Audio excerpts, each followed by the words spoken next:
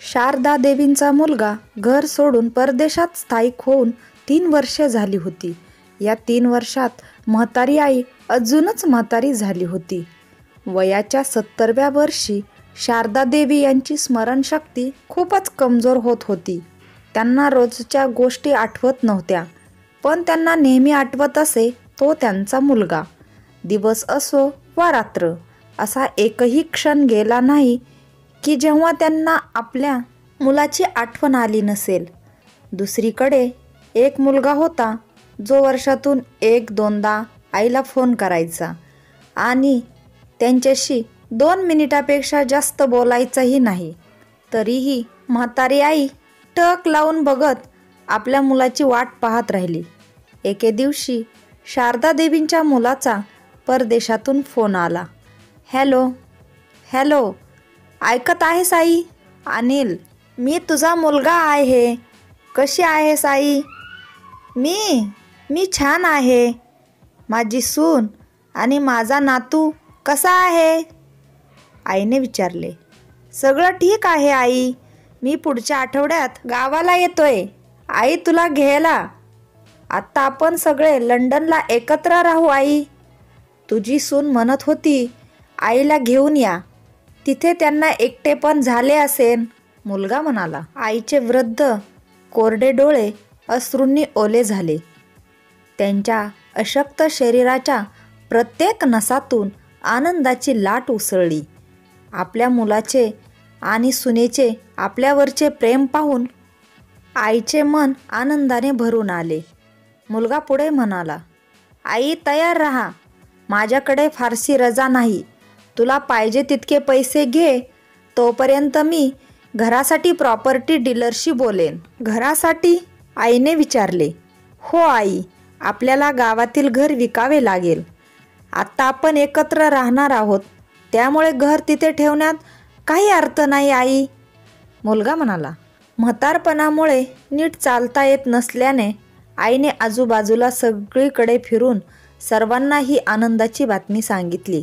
सर्वजण आनंदी होते.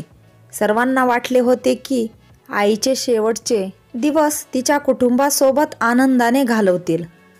घरी परतल्यावर आईने घराच्या प्रत्येक कोपऱ्याकडे पाहिलं, जणू ती आपल्या दुसऱ्या मुलाला पाहत आहे. त्यांनी ते घर आपल्या मुलापेक्षा कमी का मानले नाही? तिने आपल्या पतीसोबत येथे 40 वर्षे घालवली होती, पण आता तिला म्हातारपणाची शेवटची वर्षे मुलगा आणि सुनेसोबत घालवावी लागणार होती. मनावर दगड ठेवून आई घर विकायला तयार झाली. मुलाने घाईघाईने घर अर्ध्या किमतीत विकले. आईने फारसे काही पॅक केले नाही, पण तिला आवडलेल्या गोष्टी घेतल्या आणि मुलासोबत टॅक्सीत बसून विमानतळावर गेली. विमानतळावर आल्यावर मुलगा आईला म्हणाला, आई तू इथे बाकावर बस.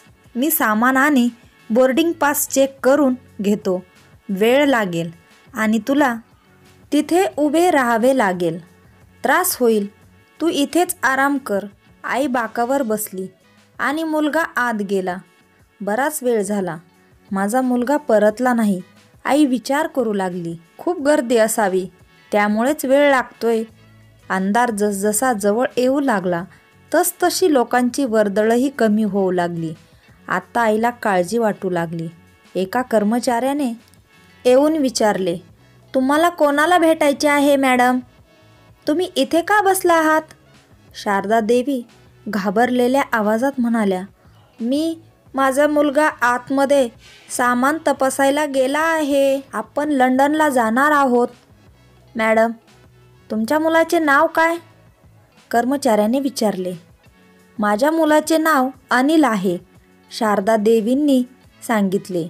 कर्मचारी आत गेला आणि काही वेळाने बाहेर परतला. ते शारदा देवींना म्हणाले, लंडनची फ्लाईट दुपारीच निघाली आहे आणि तुमचा मुलगाही त्या फ्लाईटमध्ये बसून लंडनला गेला आहे. आता तुम्हाला इथे बसण्यात काही अर्थ नाही. तुम्हीही तुमच्या घरी जा आणि मी जातो घरी. आईच्या डोळ्यातून अश्रूंचा पूर वाहू लागला. कसेबसे आई त्या घरापर्यंत पोहोचली. जे आता तिचे होते ते विकले गेले होते. ती त्याच वरांड्यात तुळशीजवळ झोपली. घराच्या नवीन मालकाला त्याची दया आली आणि त्याने भाड्याने खोली दिली. पेन्शनच्या पैशातून जेवण आणि भाड्याची व्यवस्था करण्यात आली. दिवस जाऊ लागले. काही दिवसांनी घराची नवीन मालकीन शारदा देवींना म्हणाली, आई, तू तुझ्या नातेवाईकांच्या घरी का जात नाहीस? या वयात तेच तुला बरे होईल, चांगले होईल. पण माझा मुलगा परत आला तर त्याची काळजी कोण घेईल? माझा मुलगा खूप निष्पाप आहे. त्याला स्वतःची काळजी कशी घ्यावी हेच कळत नाही. मी कुठेही जाणार नाही. तो केव्हा येईल कोणास ठाऊक. माझी गरज आहे, आई म्हणाली. मला तर ही कहाणी वाचताना माझ्या डोळ्यात तर खरंच पाणी आले. मुलाने कितीही आईला त्रास दिला तरी आई कधी त्याचं वाईट मानत नाही आणि कधीही आपल्या मुलाचीच काळजी घेते. तर तुम्हाला हा व्हिडिओ कसा वाटला ते कमेंट करून नक्की सांगा. आणि तुम्हाला ही कहाणी वाचताना तुमच्या डोळ्यात पाणी आलं का नाही हे मला कमेंट करून सांगायला विसरू नका. धन्यवाद.